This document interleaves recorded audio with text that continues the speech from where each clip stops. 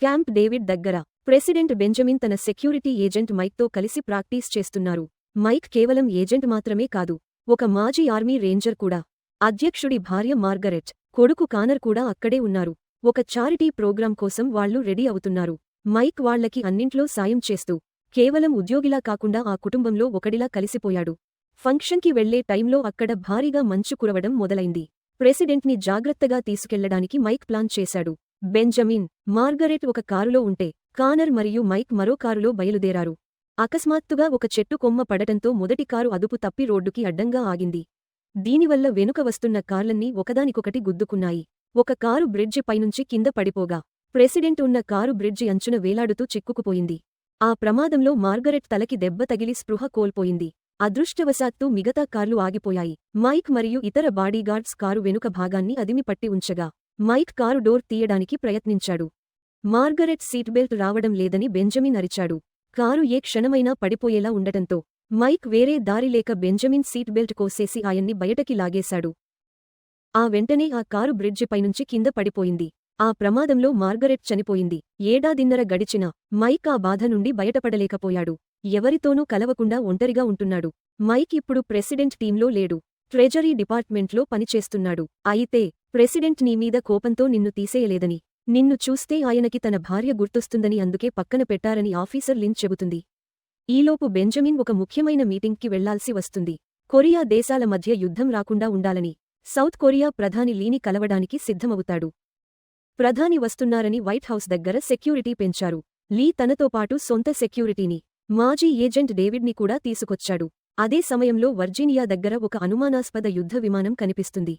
ఆ విమానం America fighter జెట్స్ని కూల్చేసి, జనం ఉండే ఇళ్లమీద పడేలా చేస్తుంది. ఆ తర్వాత అది నేరుగా వాషింగ్టన్ వైపు దూసుకురావడంతో వైట్ హౌస్లో అలర్ట్ ప్రకటిస్తారు. బెంజమిన్ను, లీని వెంటనే బంకర్లోకి తీసుకెళ్తారు. ఆ యుద్ధ విమానం నగరం మీద విచక్షణారహితంగా కాల్పులు జరపడంతో వేలమంది సామాన్యులు చనిపోతారు. పోలీసులు, సైనికులు ఎదురుదాడి చేసినా ఫలితం ఉండదు. మైక్ తన ఆఫీస్ కిటికీలోంచి ఇదంతా చూస్తూ ఉండిపోతాడు. వైట్ హౌస్ మీద ఉన్న గన్ మెషిన్లు ఆ విమానాన్ని ఏమీ చేయలేకపోతాయి. వీధులన్నీ రక్తంతో నిండిపోతాయి. మైక్ అక్కడి నుండి పారిపోకుండా ప్రజలని కాపాడటానికి ప్రయత్నిస్తాడు. ఆ విమానం వైట్ హౌస్ పైన తిరుగుతూ గార్డ్స్ అందరినీ చంపేస్తుంది. ఆ సమయంలో ఒక అమెరికన్ జెట్ వచ్చి ఆ విమానాన్ని గట్టిగా కొడుతుంది. మంటలు అంటుకున్న ఆ విమానం వాషింగ్టన్ మాన్యుమెంట్ని ఢీకొని నేలకూలుతుంది. ఆ కట్టడం ముక్కలై కింద పడటంతో మరింత మంది చనిపోతారు. అంతా అయిపోయిందని అనుకుంటున్న సమయంలో మైక్ వైట్ హౌస్ దగ్గరికి వెళ్తాడు. అప్పుడే అక్కడ ఒక బస్సు పేలిపోయి పెద్ద విధ్వంసం జరుగుతుంది. జనం భయంతో పరుగులు తీస్తుంటే ఇద్దరు కొరియన్లు గేటు వైపు వెళ్లడం మైక్ గమనిస్తాడు. మైక్ ఒకడిని కాల్చి చంపినా ఇంకొకడు బాంబులు పేల్చి గేటుని ధ్వంసం చేస్తాడు. అప్పుడు లీతో పాటు వచ్చిన ఉగ్రవాదులు తమ అసలు రూపాన్ని బయటపెట్టి వైట్ హౌస్ లోపలికి గ్యాస్ బాంబులు విసురుతారు.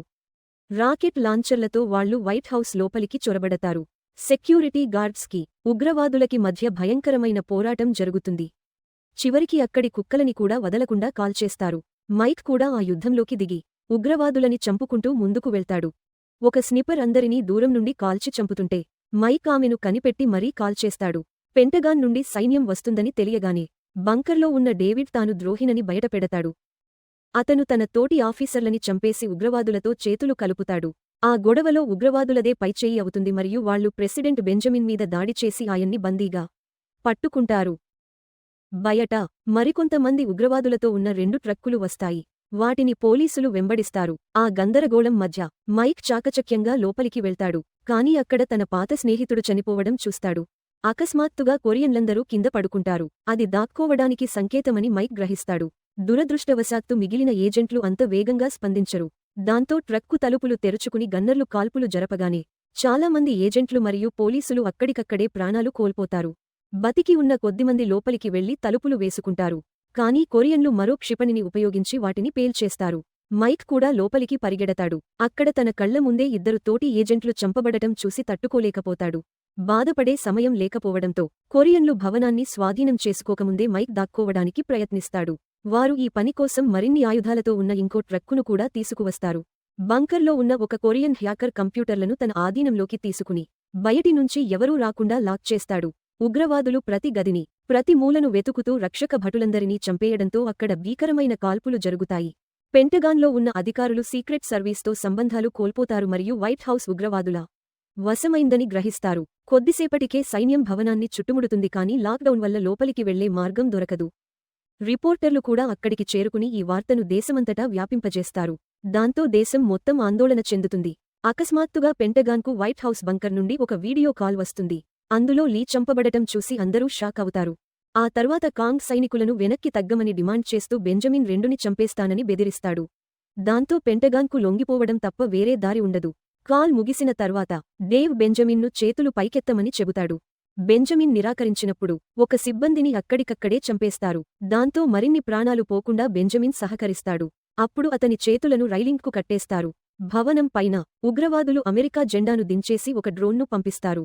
ఈలోపు మైక్ గదుల వెంట తిరుగుతూ తన పాత సహోద్యోగుల మృతదేహాలను చూస్తాడు. లైట్లు ఆరిపోయిన తర్వాత మైక్ కంట్రోల్ రూంలోకి దూసుకెళ్లి కొరియన్ గార్డును కత్తితో పదే పదే పొడిచి చంపేస్తాడు. మైక్ అతని ఆయుధాన్ని తీసుకుంటాడు. అక్కడ కానర్ ఫోటో కనిపించడంతో అతనికి చాలా కోపం వస్తుంది.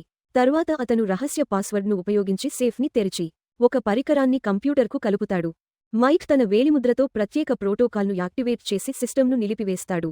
దీనివల్ల హ్యాకర్ కూడా బయటికి వెళ్లిపోతాడు. బంకర్లో కాంగ్ తనకు అణుబాంబు కోడ్లతో పనిలేదని బెంజమిన్కు వివరిస్తాడు. తన దేశాన్ని విడదీస్తున్న అంతర్యుద్ధాన్ని ముగించి అందులో చిక్కుకున్న ప్రజలకు సహాయం చేయాలని తాను అనుకుంటున్నట్లు చెబుతాడు. డేవ్ అతనికి మద్దతు ఇవ్వగా ఆ నమ్మక ద్రోహానికి బెంజమిన్ అతన్ని తలతో కొడతాడు. కానీ కాంగ్ అతన్ని తిరిగి కొట్టనివ్వడు. బదులుగా కానర్ను వెతకమని తన మనుషులకు చెబుతాడు. కొన్ని నిమిషాల తర్వాత మైక్ ఓవల్ ఆఫీస్కు చేరుకుని పాస్వర్డ్తో మరో సేఫ్ తెరిచి ఎమర్జెన్సీ ఫోన్ తీసుకుంటాడు. అతను వెంటనే పెంటగాన్కు కాల్ చేస్తాడు. అక్కడ స్పీకర్ అలెన్ తాత్కాలిక అధ్యక్షుడిగా బాధ్యతలు తీసుకుంటాడు. మైక్ను సీక్రెట్ సర్వీస్ నుండి తీసేసినందున సైనికులు అతన్ని నమ్మడానికి ఇష్టపడరు. కానీ లిన్ అతనికి మద్దతుగా మాట్లాడుతుంది. మైక్ మాత్రమే ఇప్పుడు మనకున్న ఏకైక ఆశ అని అలెన్ అందరికీ గుర్తుచేస్తాడు. ఫర్నిచర్లో దాచిన ఆయుధాలను తీసుకుంటూనే మైక్ తాను చూసిన విషయాలను అంటే గార్డుల గురించి మరియు తలుపులకు అమర్చిన పేలుడు పదార్థాల గురించి వివరిస్తాడు. లాక్డౌన్ వల్ల ఎవరూ లోపలికి రాలేరని, కాబట్టి తనను ఉపయోగించుకుని పరిస్థితిని చక్కదిద్దాలని అతను పెంటగాన్కు చెబుతాడు. ఆ సమయంలో ఒక ఉగ్రవాది గదిలోకి రాగా మైక్ వెంటనే అతనిపై దూకి నిరాయుధుడిని చేస్తాడు. అప్పుడు వారిద్దరి మధ్య భీకరమైన పోరాటం జరుగుతుంది. కొన్ని దెబ్బలు తిన్న తర్వాత మైక్ ఒక లింకన్ విగ్రహంతో అతనిని చంపేస్తాడు. అదే సమయంలో కాంగ్ మళ్లీ పెంటగాన్కు కాల్ చేసి అమెరికా ప్రభుత్వాన్ని కొన్ని డిమాండ్లు చేస్తాడు. జపాన్ సముద్రం నుండి 7వ నౌకాదళాన్ని వెనక్కి తీసుకోవాలని, సైన్యాన్ని ఖాళీ చేయించి తనకు ఒక హెలికాప్టర్ పంపాలని కోరతాడు. ఒకవేళ సహకరించకపోయినా లేదా ఎదురుదాడికి ప్రయత్నించినా బెంజమిన్ను మరియు మిగిలిన వారిని చంపేస్తానని బెదిరిస్తాడు. కాంగ్ ఫోన్ పెట్టేసిన తర్వాత ఏం చెయ్యాలనే విషయంపై లిన్ సైనికులతో వాదిస్తుంది. అధ్యక్షుడు మరియు అతని కొడుకును రక్షించాలి. కానీ సైన్యాన్ని ఉపసంహరిస్తే 72 గంటల్లో దక్షిణ కొరియా పతనమవుతుంది. నిర్ణయం తీసుకునే ముందు ఇతర దేశాలను సంప్రదించాలని బెంజమిన్ నిర్ణయించుకుంటాడు. బంకర్లో కాంగ్ అడ్మిరల్ను బెదిరించి అతని వ్యక్తిగత సెర్బరస్ కోడ్ తీసుకుంటాడు. అమెరికా అణు ఆయుధాలను పేల్చడానికి వారికి ఇప్పుడు మరో 2 కోడ్లు మాత్రమే అవసరం. తిరిగి మైక్ విషయానికి వస్తే అతను పెంటగాన్కు కాల్ చేసి చనిపోయిన వ్యక్తి శరీరంపై ఉన్న టాటూను చూపిస్తాడు. మొదటి కోడ్ యాక్టివేట్ అయిందని అలెన్ మరియు లిన్ చెబుతారు. అయితే దానిని ఆపడానికి బంకర్లోని కంప్యూటర్ ద్వారా మాత్రమే సాధ్యమవుతుంది. బెంజమిన్ కోడ్ కోసం ఉగ్రవాదులు కానర్ను వాడుకోవాలని చూస్తున్నారని మైక్ గ్రహిస్తాడు. అందుకే అలెన్ కానర్ను వెతికి రక్షించమని మైక్ను ఆదేశించి ఆపరేషన్ మొదలుపెట్టమంటాడు. బంకర్కు సిస్టమ్ యాక్సెస్ లేకపోయినప్పటికీ హ్యాకర్ పాత సెక్యూరిటీ ఫుటేజీని చూసి మైక్ అక్కడ తిరుగుతున్నాడని కనిపెడతాడు. డేవ్ తానెవరో వివరించి తనకు ఎవరినీ భయపెట్టే ఉద్దేశం లేదని చెప్తాడు. కానీ కాంగ్ మైక్ను పట్టుకోవడానికి తన మనుషులను పంపుతాడు. మైక్ విషయానికి వస్తే అతను ప్రెసిడెంట్ బెడ్రూంకు చేరుకుని గోడల నుండి ఏదో శబ్దం వింటాడు. తీవ్రవాదులు గదిలోకి దూసుకువచ్చేసరికి మైక్ అక్కడ ఉండడు.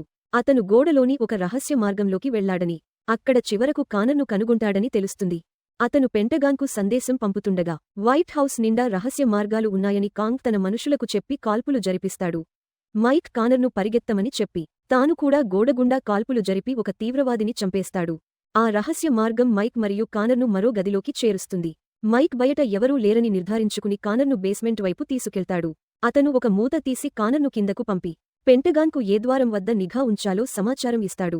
సైన్యం వేగంగా స్పందించాల్సి ఉంటుంది ఎందుకంటే బయట ఉన్న తీవ్రవాదులు ప్రతి రంధ్రంపై నిఘా ఉంచారు. ఒక కొరియన్ వ్యక్తి బేస్మెంట్లోకి ప్రవేశించినప్పుడు మైక్ దాక్కుని సరైన సమయం కోసం వేచి చూసి వెనుక నుండి అతనిపై దాడి చేసి గొంతు నులిమి చంపేస్తాడు. కానర్ ముందుకు సాగుతూ తోటలోని మొక్కల చాటున ఉన్న ఎవరూ గమనించని ఒక గ్రిల్ ద్వారా అదృష్టవశాత్తు బయటకు వస్తాడు. ఇద్దరు అమెరికన్ సైనికులు ఎవరికీ చిక్కకుండా కానర్ను రక్షించి త్వరగా సురక్షిత ప్రాంతానికి తీసుకెళ్తారు. పెంటగాన్కు ఈ విషయానికి ఖరారు కావడంతో అలన్ మైక్ను ప్రెసిడెంట్ను రక్షించమని పంపుతాడు. ఆ తర్వాత అలన్ టీవీలో కనిపిస్తూ ప్రజలెవరూ భయపడవద్దని, త్వరలోనే సమస్యను పరిష్కరిస్తామని చెబుతాడు. వైట్ హౌస్ వరండాల్లో మైక్ ఇద్దరు తీవ్రవాదులపై అకస్మాత్తుగా దాడిచేసి వారిని స్పృహ తప్పేలా కొడతాడు. ఆ తర్వాత వారిద్దరినీ కట్టేసి సమాచారం అడుగుతాడు. కానీ ఆ తీవ్రవాదులు అతన్ని చూసి నవ్వుతూ హేళన చేస్తారు.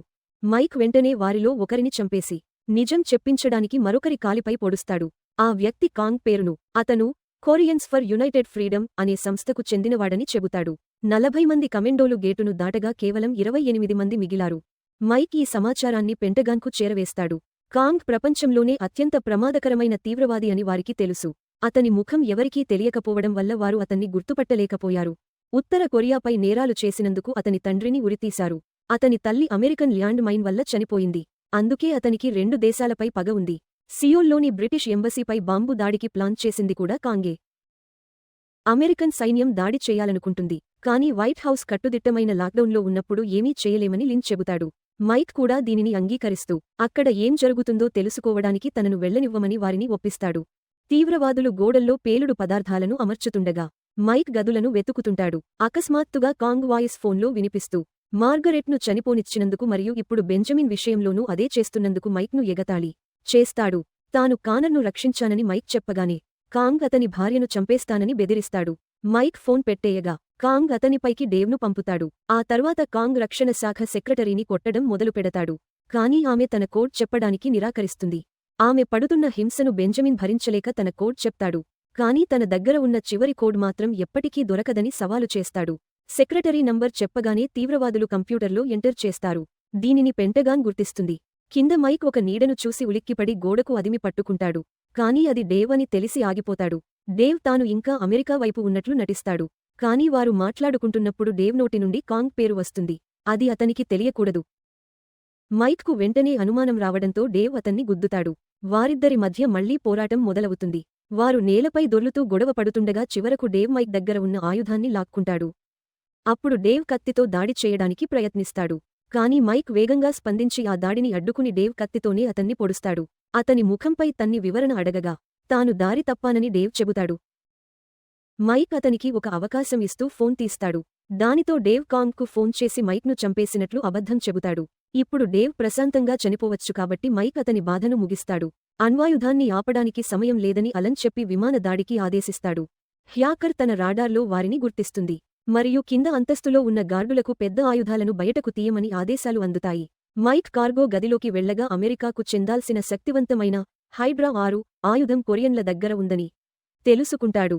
అయితే సైనిక నాయకులు వైమానిక దాడిని ఆపడానికి నిరాకరిస్తారు. కొందరు తీవ్రవాదులు కార్గో గదిలోకి రావడంతో మైక్ హైడ్రా 6పై నిఘా ఉంచుతూనే వారిని కాల్చి చంపడం మొదలు పెడతాడు. దురదృష్టవశాత్తు అతను సరిపడా వేగంగా లేకపోవడంతో ఆ ఆయుధం బయటకు వస్తుంది.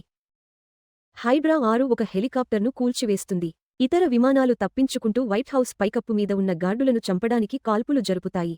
అమెరికన్ హెలికాప్టర్లు తగినంత వేగంగా లేకపోవడంతో చాలామంది సైనికులు విమానాల నుండి కిందకు పడి చనిపోతారు. వార్తలను విశ్లేషించడానికి లేదా ఈ కథనం గురించి మరింత చర్చించడానికి నేను మీకు సహాయం చేయనా? లోపల మైక్ ఎట్టకేలకు చివరి గార్డును చంపి రాకెట్ దొంగిలించి పై అంతస్తుకు పరిగెడతాడు. ఈలోపు హైడ్రా 6 మరో హెలికాప్టర్ను కూల్చేస్తుంది. అది కూడా నేలమీద పడిపోతుంది. ఇంకా 2 మిగిలి ఉన్నాయి. వాటిని వెనక్కి రమ్మని అలన్ చెబుతాడు. కానీ అప్పటికే ఆలస్యమైపోతుంది. ఎందుకంటే ఆ హెలికాప్టర్లు కూడా కూలిపోతాయి. మైక్ ఎలాగోలా పైకప్పు మీదకు చేరుకుని హైడ్రా 6ను పేల్చేయడానికి దానిపై రాకెట్ వేస్తాడు. తర్వాత అతను పరిగెత్తడానికి ప్రయత్నిస్తాడు. కాని ఆ చివరి హెలికాప్టర్ వైట్ హౌస్ మీద పడటంతో ఏర్పడిన రంధ్రంలో పడిపోతాడు. దీనివల్ల భవనం బాగా దెబ్బతిని పెద్ద పేలుడు సంభవిస్తుంది. ఆ తర్వాత కాంగ్ పెంటగాన్కు ఫోన్ చేసి వైమానిక దాడికి శిక్షగా వైస్ ప్రెసిడెంట్ను చంపేస్తాడు. పెంటగాన్ తను అడిగింది చేయకపోతే తదుపరి బెంజమిన్ను చంపేస్తానని అతను బెదిరిస్తాడు. ఆలోచించుకోవడానికి 60 నిమిషాల సమయం ఇస్తాడు. అప్పుడు అలన్ మైక్కు ఫోన్ చేసి సైన్యాన్ని వెనక్కి పిలిపిస్తామని చెబుతాడు. కానీ అది చాలా తప్పుడు నిర్ణయమని మైక్ అతన్ని ఒప్పిస్తాడు. అందుకే అలన్ ఆ పని పూర్తి చేయడానికి మైక్కు 30 నిమిషాల సమయం ఇస్తాడు. బయటకు వెళ్లే ముందు మైక్ తన భార్యకు ఫోన్ చేసి తాను బాగున్నానని చెబుతాడు. ఆ తర్వాత మైక్ కాంగ్కు ఫోన్ చేసి నువ్వు అయిపోయావు అని చెప్పి బంకర్ కమ్యూనికేషన్ సిస్టమ్ను ఆపేస్తాడు. కోపంతో ఉన్న కాంగ్ మరియు అతని మనుషులు సెక్రటరీని ముందు తలుపు దగ్గరకు తెచ్చి బయటకు పంపిస్తారు. కెమెరాల ముందే ఆమెను చంపడానికి కాంగ్ సిద్ధమవుతాడు. కానీ ఆ సమయంలో అక్కడ దాక్కున్న మైక్ ఒక ఉగ్రవాదిని కాల్చి వాళ్ల దృష్టి మళ్లిస్తాడు. వాళ్లంతా తిరిగి కాల్పులు జరపడానికి ప్రయత్నిస్తుండగా సెక్రటరీ ముందుకు పరిగెత్తి సైన్యం ద్వారా రక్షించబడుతుంది. మైక్ స్నిపర్ రైఫిల్తో ఉగ్రవాదులను చంపుతూనే ఉంటాడు. బుల్లెట్లు అయిపోయాక చిన్న గన్తో దగ్గర నుండి వాళ్లని కాల్చేస్తాడు. దురదృష్టవశాత్తు కాంగ్ మళ్లీ బంకర్లో దాక్కుంటాడు. దాంతో అలన్ పోరాటం ఓడిపోయామని అనుకుంటాడు. 7వ నౌకాదళాన్ని వెనక్కి పిలిపిస్తారు. త్వరలో యుద్ధం మొదలయ్యే అవకాశముండటంతో ఈ వార్త ప్రపంచమంతా టీవీల్లో వస్తుంది. అలన్ మాట విన్నాడని కాంగ్ చూడగానే ఉగ్రవాదులు వెళ్లిపోవడానికి సిద్ధమవుతారు. బెంజమిన్ మరియు ఇతర బందీలను గొలుసులతో కట్టేసి, నల్లటి బట్టలు వేసి, ముఖాలకు సంచులను తగిలిస్తారు. ఉగ్రవాదులు కూడా అలాగే బట్టలు వేసుకుంటారు. దానివల్ల వాళ్లు బయటకు వచ్చినప్పుడు అమెరికన్ స్నిపర్లకు ఎవరు మంచో ఎవరు చెడ్డో అర్థం కాదు. పెంటగాన్ పంపిన హెలికాప్టర్లో వాళ్లు వెళ్తుండగా అది గాలిలోకి లేవగానే పేలిపోతుంది. ప్రెసిడెంట్ చనిపోయాడని అనుకుని పెంటగాన్లోని వారంతా వెళ్లిపోతారు. కిటికీలోంచి ఆ మంటలను చూస్తున్న మైక్కు ఇందులో ఏదో తేడా ఉందని అనిపించి కాంగ్ కోసం వెతుకుతాడు. అతని అనుమానం నిజమే, ఎందుకంటే బంకర్లో కాంగ్ మరియు అతని మనుష్యులు బెంజమిన్ను ఇంకా బందీగానే ఉంచుకుంటారు. వాళ్లు చివరి కోడ్ను హ్యాక్ చేసి సెర్బెరస్ను ఆన్ చేస్తారు. దానివల్ల అమెరికాలోని అణుబాంబులు అక్కడే పేలిపోయి దేశం నాశనమవుతుంది. తర్వాత కాంగ్ తన మనుషులు గోడల్లో పెట్టిన బాంబులను పేల్చి తప్పించుకోవడానికి దారి చేసుకుంటాడు. కాని మైక్ అక్కడ వాళ్లకోసం ఎదురుచూస్తూ 2 ఉగ్రవాదులను కాల్చేసి 3వ వాడి మెడ విరిచేస్తాడు. బెంజమిన్ కాంగ్ను గోడకు నెట్టి తుపాకీ కోసం పోరాడుతుండగా అది ప్రమాదవశాత్తు పేలుతుంది. ప్రెసిడెంట్ పొత్తికడుపులో బుల్లెట్ తగిలి పడిపోగానే మైక్ కాంగ్ను కొట్టడానికి వెళ్తాడు. మైక్ గట్టిగా పంచ్లు వేస్తాడు కాని కాంగ్ 2 కత్తులు తీస్తాడు. అయితే మైక్ వాటన్నిటినీ అడ్డుకుని అతన్ని నిరాయుధుడిని చేస్తాడు. కౌంట్డౌన్కు ఇంకా 3 నిమిషాలే ఉండటంతో వాళ్లు పోరాటం కొనసాగిస్తారు. మైక్ ఒక కత్తిని తీసుకుని కాంగ్ను పొడవడానికి ప్రయత్నిస్తాడు. కాని కాంగ్ కూడా మైక్ చేతిలో ఉన్న కత్తిని లాగేస్తాడు. కాంగ్ మైక్ను గోడకు నెట్టి గొంతు పిసికేస్తాడు. కాని అతను బెంజమిన్ను చూడటానికి పక్కకు తిరగగానే మైక్ ఆ అదును చూసి అతని చేతిని విరిచి కింద పడేస్తాడు. ఆ చెయ్యి విరిచాక మైక్ కత్తి తీసుకుని చివరికి కాంగ్ను చంపేస్తాడు. ఆ తర్వాత మైక్ కంప్యూటర్ దగ్గరకు పరిగెత్తి పెంటగాన్ చెప్పిన సూచనలను పాటిస్తూ సెర్బెరస్ను ఆపేస్తాడు. మైక్ మరియు బెంజమిన్ ఆ భవనం నుండి బయటకు వచ్చేసరికి సూర్యోదయం అవుతుంది. అప్పుడే కొన్నర్ పరుగెత్తుకుంటూ వచ్చి వాళ్లను గట్టిగా కౌగిలించుకుంటాడు.